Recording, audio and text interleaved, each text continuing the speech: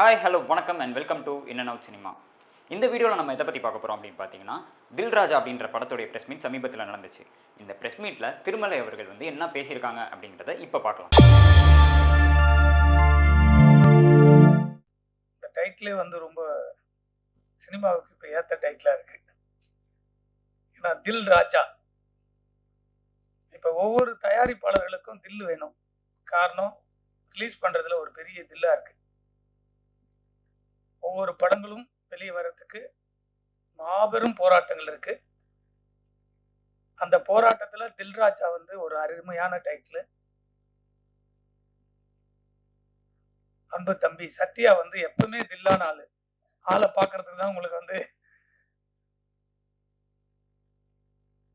பாலிவுட் ஆர்டின்னு சொல்லிங்க சுத்த தமிழ். இந்த படத்துல வந்து ஒரு மாபெரும் வெற்றி அவருக்கு காத்துட்டு இருக்கு. அதுக்கு முழுக்க முழுக்க வெங்கடேஷ் சார் தான் சேரும். ரொம்ப கடுமையா உழைச்சி அந்த படத்தை வந்து வெற்றிகரமா முடிச்சு கொடுத்துருக்காரு. அவ்வளோ பெரிய வெற்றிகள்லாம் கொடுத்துட்டு வந்த வெங்கடேஷ் சார் வந்து அந்த படத்தை வந்து சத்யாவும் ஒரு பெரிய மாற்றத்தை உருவாக்கி இருக்கு. இந்த படம் சாங் பார்க்கும்போதே உங்களுக்கு எல்லாருக்குமே தெரியும். ரொம்ப அழகான ஒரு படமா இந்த படத்தை சத்யாவுக்கு அமைச்சு கொடுத்துருக்கு. வெங்கடேஷ் சாருக்கு ஒரு பாராட்டு சொல்லணும். காரணம், ஹீரோங்களால் தான் நிறைய படங்கள் வெளியே வர முடியாம நிற்கிறது. இப்படிப்பட்ட ஒரு ஹீரோவெல்லாம் உருவாக்க முடியாதா தமிழ் சினிமாவுக்கு ஒரு வரமா இருக்குன்னு நினைக்கிறேன். சாங்கு பார்க்கும்போது விஷுவலா படம் எடுக்கும் போதே அதை பார்த்தேன். ரொம்ப அழகா வந்துட்டு இருந்து. ஸோ இதுல பார்க்கும்போது ஷெரீன் வந்து இப்ப நடிச்சிருக்காப்புல ஒரு பொண்ணு போல இருக்கு. ஏன்னா பழைய ஹீரோயினியாவே தெரியல. இப்ப புது ஒரு ஹீரோயினி அப்படி இருக்குன்னா எல்லாரும் கேட்கறாங்க, ராஜா அண்ணன் பக்கத்துல யாரு ஹீரோயின் கேட்டார். அவ்வளவு அழகு அந்த பொண்ணு அழகா இந்த படத்துல நடிச்சிருக்காங்க. இந்த 27க்கு எவ்வளவு பெரிய படங்கள் போட்டி போடுறதுன்னு உங்களுக்கு எல்லாருக்கும் தெரியும். ஏன்னா டெய்லியும் 2 பிரஸ் சந்திச்சுட்டே இருக்கீங்க. ஒரு தயாரிப்பாளருக்கான அங்கீகாரம் எங்க கிடைக்கும்னு சொன்னா அந்த வெற்றி படத்தில் தான். இந்த எல்லா படமும் லாஸ்ட் வீக் ரிலீஸ் ஆகிற படங்களும் வெற்றி படங்கள் தான். அதை மீறி வெளியில இருக்க போஸ்டர் பார்க்கும்போது ஒரு கார்த்திக் படத்துக்கும் தில்ராஜாவுக்கும் தான் போட்டி கணக்கா ஒரு போஸ்டர் பார்க்கும்போது ஒரு லுக் இருந்தது. நேற்று நைட் ஒரு போஸ்ட் பார்க்குறேன். 27th போட்டு அந்த ஒரு யூத் ஜெனரேஷனோட அந்த தில்ராஜா போஸ்டும் இந்த பக்கம் கார்த்திக் சார் படம் போஸ்டும் பார்க்கும்போது இந்த படத்துல ஒரு இம்ப்ரெஸ் இருக்கு. யூத் வந்து இந்த படத்தை பார்க்கணும்னு தோன்றதுக்கு ஒரு இந்த கதையில இருக்கு. மியூசிக் பார்த்துருப்பீங்க. நிறைய படங்கள் பண்ணிட்டே இருக்காப்ல அன்பு சகோதரர் அம்ரீஷ் அவர்கள். இந்த படத்துக்கு ரொம்ப ஹார்ட் ஒர்க் பண்ணியிருக்காப்ல. அவர் கம்முன்னு நடிக்க ஆரம்பிச்சாருன்னா ரொம்ப இதோட பிஸியா இருக்கலாம்னு தோணுது இந்த படத்தை பார்க்கும்போது. சாங்ல ஆமா, அதை விட கொஞ்சம் நடிச்சா நல்லா இருக்குன்னு நினைக்கிறேன். ரொம்ப நல்லா இருக்கு அந்த சாங்ல பார்க்கும்போது. அவருக்கும் என்னுடைய வாழ்த்துக்கள். மேடம் வந்து ரொம்ப கோச்சிக்கிட்டாங்க பார்க்கும்போது. அவங்க வந்து கோவப்படாம சொல்லியிருக்காங்க. அதான் அவங்க சிரிச்சுக்கிட்டே அதை சொன்னாங்க. அதனுடைய வேதனை என்னன்றது நம்ம ரொம்ப புரிஞ்சுக்கணும். அது யாரா இருந்தாலும் சரி, இந்த படத்தை எடுத்து முடிக்கிறதுக்கு மாபெரும் போராட்டத்துல இந்த படத்துல 24 மணி நேரம் ஒரு நடிகனா மட்டும் இல்லாமல் விஜய் சத்யா இந்த படத்தை ஒரு தயாரிப்பாளரா இன்னைக்கு வரைக்கும் சுமந்துக்கிட்டு போறாரு. ரிலீஸ்க்கு அப்புறமும் சுமக்கணும், அதை முடிச்சும் சுமக்கணும். ஏன்னா அதனுடைய வலிகள் ஒவ்வொரு நாளும் அந்த பணத்தை போட்டு போட்டு படத்தை வருமானம் தெரியாம ஒரு நடிகனா பணம் வாங்கிட்டு ஜாலியா சுத்துறத விட்டுட்டு ஒரு தமிழ் சினிமால ஒரு படைப்பை தன்னை ஹீரோ வச்சு எடுக்கிற படத்தை தான் வெளியே கொண்டு வரணும்னு போராடக்கூடிய இப்படிப்பட்ட ஹீரோவெல்லாம் இருந்தாங்கன்னா தமிழ் சினிமா உச்சத்தில் இருக்கும். தயாரிப்பாளர்கள் வந்து நிம்மதியா படுத்து தூங்கலாம். இப்ப தயாரிப்பாளர் யாருமே நிம்மதியா தூங்கல.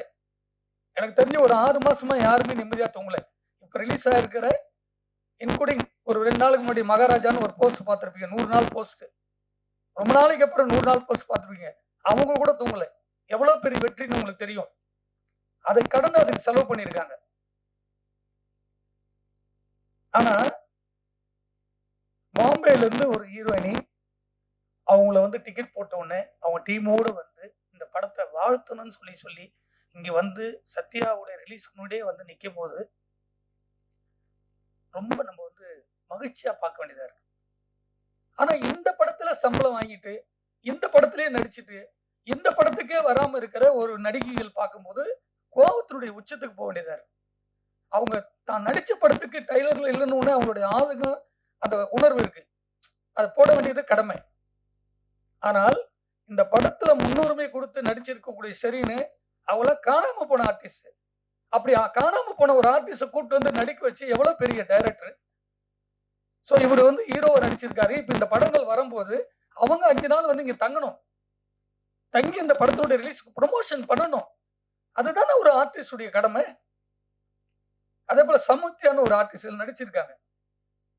ஃபோன் போட்டு கூப்பிட்டா வந்து நடிச்சிருந்தா ஒரு ஃபங்ஷனுக்கு வந்து இந்த படத்த பத்தி பேசி, இந்த படத்துல நடிச்சிருக்க கேரக்டர் சொல்லி, இதுலலாம் நாங்க வாழ்ந்திருக்கோம்னு சொல்லும்போது தான், அது வந்து ஆடியன்ஸ்க்கு போய் சேரும். இந்த படத்துல இவங்க நடிச்சிருக்கு. சோ இவ்வளவு விஷயம் இருக்குல்ல. அத ஒரு 100 பேர் பார்ப்பாங்க. அதுல ஒரு 50 பேர் தியேட்டருக்கு வருவாங்க. சோ ஆடியன்ஸ் கிட்ட போய் சேரும். ஒரு கன்டென்ட் போய் சேர்றது எப்படி சேருது? அவங்களே அதுல இருக்கிறவங்க வந்து சொல்லும்போது தான் சந்தோஷம். பெரிய டாப்ல இருக்க எல்லா நடிகருடைய படத்துக்கு வந்து நிக்கிறாங்க. நான் ஒவ்வொரு ஆடியோ ஃபங்ஷன் சொல்றேன். எல்லா டாப்ல இருக்க ஹீரோங்கலாம் வந்து நின்னு, ரஜினி சார்லாம் இப்ப லாஸ்ட் படத்துலலாம் வந்து பேசும்போது சந்தோஷமா இருக்கு. ஆனா, இப்ப அப்கமிங்ல வரப்போற படத்துக்கு, இவங்கலாம் வந்து சமுத்தியா இந்த பக்கம் இவங்கலாம் ஒரு ஆர்டிஸ்ட் கூட வரலன்னா, யாருமே வந்து சும்மா நடிக்கலல்ல. ஒரு தயாரிப்பாளருடைய படத்துக்கு எதுக்கு வராங்க? பணம் வாங்கிட்டு தான் நடிக்கிறீங்க. பணம் குடுக்கலைன்னா உடனே கம்ப்ளைண்ட் பண்றீங்க நடிகர் சங்கத்துக்கு. பணம் குடுக்குற வரைக்கும் விட மாட்டேன்றீங்க ஒரு தயாரிப்பாளர. உங்களுக்கு பணத்தையும் குடுத்து முடிச்சிடுறோம். படத்தையும் உங்களுக்கு கௌரவத்த குடுத்து நடிக்க வைக்கிறோம். அந்த படத்துக்கு வந்து புரமோஷன் குடுக்கலன்னா, யார்கிட்ட கேட்பாங்க தயாரிப்பாளர்? இதுக்கெல்லாம் ஒரே ஒரு முடிவு, தெளிவான முடிவு. இனிமேல் எந்த நடிகரும் சரி, நடிகர்களும் சரி, ஃபங்ஷனுக்கு வராம இருக்கவே முடியாது. அவ்வளவு திடமான முடிவுகள்லாம் சங்கத்துல இல்ல. ஒட்டுமொத்த சினிமாவே சேர்ந்து எடுத்துட்டு இருக்கு. இப்ப நெறைய விஷயங்கள் நடந்துட்டு இருக்கு. யாருக்குமே தெரியாது. திடமான முடிவு. அந்த படத்துல நடிச்சா வரணும். நம்ம வீட்டு கல்யாணங்க. நம்ம வீட்டு கல்யாணத்துல நம்மளே வந்து நிக்காம, வெளியில இருக்க ஆளு வந்து நிப்பாங்க. சொல்லுங்க. பாம்பேல இருந்து வந்து அவங்க வந்து ஒரு ஆர்டிஸ்ட் வந்து நிக்கும்போது, சந்தோஷமா இருக்கு. நீங்க வந்து இருந்தீங்கன்னா, எங்களுக்கு ஒரு பெரிய ஆறுதலா இருக்கும். இந்த நடிச்சிருக்க 2 ஹீரோயினே வரலன்னா, அப்ப எந்த படத்துல போய் நடிக்க போறீங்க? அப்ப நடிக்காத போயிரலாமே. வேற என்ன சினிமாவுக்காகவே வாழ்ந்துட்டு இருக்க எவ்வளோ நடிகர்கள், நடிகைகள் வாய்ப்பு கிடைக்காம தவமா இருக்காங்க. அவங்களுக்கு அந்த வாய்ப்பு கிடைக்கும். அவங்க வந்து அதுல வந்து சந்தோஷப்படுவாங்க. நீங்க நடிக்கணுன்ற எண்ணம், எல்லாருக்கும் மெசேஜ் போடுறீங்க. எல்லாரும் இந்த படத்துக்கு வரணும், வாய்ப்பு வேணும்னு தேடுறீங்க. வாய்ப்பு குடுத்த பிற்பாடு ஷூட்டிங் வரதுக்கு 1000 பிரச்சனை பண்றீங்க. ஷூட்டிங்ல வந்தா கேமரா ஒண்ணு வேணும், இது வேணும், ஸ்டார் ஹோட்டல்ல தான் வேணும். நீங்க டிசைட் பண்றீங்க. இதெல்லாம் அரேஞ்ச் பண்ணி குடுத்தாலும் படத்துல வந்து புரமோஷன் ஆடியோல இருந்து ரிலீஸ் வரையும் நிக்க மாட்றீங்க. அப்ப யார்கிட்ட சொல்லணும்? உங்களுக்கே அக்கறை இல்லாத சினிமால நீங்க எதுக்கு நடிக்க வரீங்க அப்போ? சினிமான்றது ஒரு பொக்கிஷம். கலையா நேசிச்சு வாங்க. இந்த படத்துல எதுக்கு சுமந்து ஓடுறாரு? இவ்வளவு படங்கள் போட்டிக்கு முன்னாடி இன்னைக்கு தில்ராஜா வந்து நிக்குதுன்னா, அந்த படத்த பார்க்கும்போது சாங்ல அவ்வளவு அழகா இருக்கு. இதுக்கெல்லாம் ஒரு திடமான முடிவை தயாரிப்பாளர் சங்கம் எங்க அண்ணன் இருக்காரு, ராஜண்ணன். அவரு நெறைய விஷயத்த எல்லாத்தையும் பேசுறாரு ஓப்பனா. ஒவ்வொரு படத்துக்கு நிக்கிறார் சின்ன படத்துக்கு. அவர்னா எதிர்பார்த்தா வந்து நிக்கிறாரு. அவர் நிம்மதியா வீட்ல இருக்கலாம், தூங்கிட்டு இருக்கலாம். எதுக்கு வராரு? சினிமாவை இந்த கலையை நேசிச்சு, நேசிச்சு இந்த சினிமா தான் நம்மளுக்கு சோறு போடுன்ற ஒரு ஆதங்கமும், அன்பும் தான் இங்க வந்து நிக்கிறாரு. வெங்கடாஸ் சார் தெரியும். அவர் குடுக்காத ஹிட்டா? எவ்வளவு ஹிட் குடுத்திருக்காரு. அவரு படத்திலே நீங்க வந்து நிக்க மாட்டீங்கன்னா, அப்ப வேற எந்த படத்துல நிப்பீங்க? ஒரு புது படத்தினுடைய டைரக்டர் படத்துலலாம் நீங்க எப்படி வந்து நிப்பீங்க? தமிழ் சினிமாவுல மட்டும் தான் தயாரிப்பாளர்கள் வந்து யாரும் கேட்க மாட்டாங்கன்ற ஒரு தைரியத்திலே சுத்துறாங்க. தயாரிப்பாளர் இல்லைன்னா சினிமால யாருமே இருக்க முடியாதுன்றது யாருக்குமே இன்னும் புரியல. அது சொல்லிக்கிட்டே இருக்காங்க, பேசிட்டே இருக்காங்க, போயிட்டே இருக்காங்கன்னு நெனைக்கிறாங்க. எல்லாத்துக்கும் ஒரே முடிதான். ஒரு ஸ்ட்ரைக்ல ஒரு 1,00,000 பேர் சாப்பாடு இல்லாம அலையுவாங்க சினிமால. அந்த சூழ்நிலை உருவாகிட்டு இருக்கு சினிமாவுக்கு. ஒவ்வொரு தயாரிப்பும் வெள்ளிக்கிழமை ரிலீஸ் பண்ணி எல்லாத்தையும் வித்து போட்டுக்கிட்டே இருக்காங்க. அதெல்லாம் போனா கூட பரவால்ல. அந்த படம் ரிலீஸ் போது ஒட்டுமொத்த இண்டஸ்ட்ரி அதுல நடிச்சிருக்க டெக்னீஷியன்லாம் வந்து நிக்கும்போது ஸ்டேஜ்ல அந்த படத்துக்கு வந்து ஒரு ஹேப்பியா இருக்கும். நான் விட்டுட்டேன் 2 கோடி 3 கோடி போனா பரவால்ல. என்னுடைய படத்துக்கான ஆறுதலான அங்க நிக்கணும்ல. ஒரு 20 நாள், 30 நாள், 40 நாள் கால் ஷீட் நடிக்கிறீங்க. ஒரு 1/2 மணி நேரம், 2 மணி நேரம் ஒரு ஆடியோ ஃபங்ஷன்.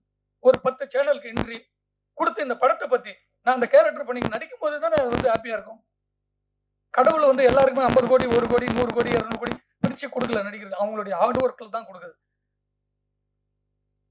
நீங்க இந்த படத்துல நடிக்கிறீங்க, நடிச்சா மட்டும் பத்தாது, அதுல இருந்து நிக்கணும், உங்களுடைய கடமை. அது ஒரு 4, 5 ஹீரோயினிங்க, 4, 5 பெரிய நடிகர்கள் இருக்காங்க. அவங்க எல்லாம் ஃபங்க்ஷன் வரக்கூடாது. இந்த ஃபார்முலா சில ஆளுகள் எடுத்துட்டாங்க இப்போ. ஏன்னா கேட்கறதுக்கு ஆள் இல்ல. தமிழ் சினிமா ப்ரொடியூசர் நயன்தாரா சொந்தமா படம் எடுத்தா அவங்க போய் ஸ்டேஜில் நிக்கிறாங்க. ஒரு ப்ரொடியூசர் எடுக்கிட்ட வந்து நிக்க சொல்றாங்க பார்க்கலாங்க. வரதே கிடையாது. என் தயாரிப்பாளர் ரோட்ல பெத்து விட்டு வச்சிருக்காங்க ஒவ்வொரு தயாரிப்புலையும்.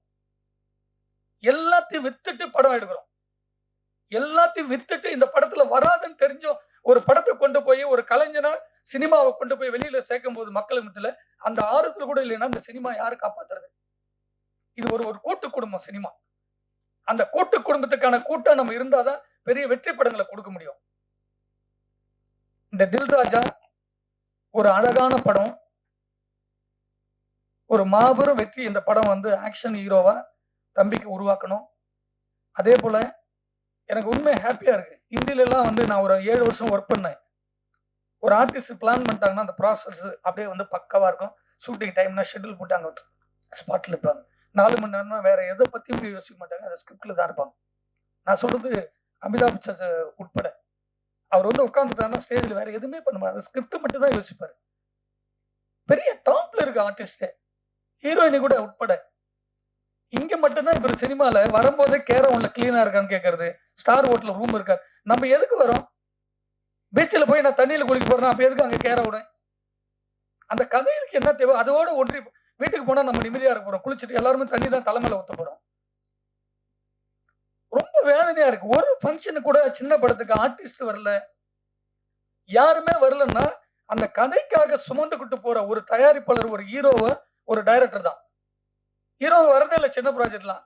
சத்யாவே வந்து அந்த ஃபீல் பண்ணி தன்னை உருவாக்கணும்னு வந்து நிற்கும் போது வேதனையா இருக்கு. அவர் பின்னாடி வந்து ஹீரோயினிங் வந்து நிக்கணும் கூட. அவங்க படம் தானே இது. இந்த படம் வெளியே வந்து அவங்களுக்கு 10 ப்ரொடியூசர் தெரியவே தெரியாது. ஏன்னா அவங்களை டார்ச்சர் பண்ணுவது தெரியாது அந்த ப்ரொடியூசருக்கு. 10 பேர் அட்வான்ஸ் கொடுத்துட்டு போவாங்க, 5 லட்சம் 10 லட்சம்னு. இந்த சினிமா தானே உருவாக்குது. இந்த சினிமாவை காப்பாற்ற வேண்டியது எங்க அண்ணன் இருக்காரு. ஒரு நல்ல முடிவு எடுத்து ஒட்டுமொத்த சினிமா வந்து வலுவான ஒரு திட்டத்தோடு போயிட்டு இருக்கு. இது ஒரு மாபெரும் வெற்றி படைய அமைய வேண்டும் என்று உங்கள் அனைவரையும் நன்றியோடு வாழ்த்துகிறேன். நன்றி, வணக்கம்.